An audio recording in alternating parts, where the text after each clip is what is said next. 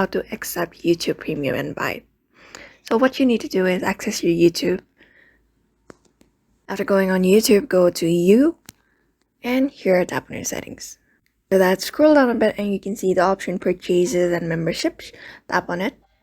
If you have membership, you'll find your membership at the bottom. Go to the manage membership and you'll send the invite to other persons.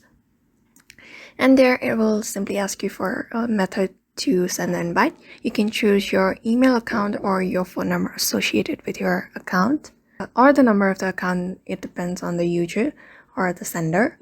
For example, if they have chosen the method of the email address, then you'll receive an email at your inbox. Whereas if they have chosen the number option, then you'll receive a text on your messages of your phone number. And that is how you can confirm the YouTube Premium invite and accept it. The invitation totally depends on the sender, how he or she sends it through email or number.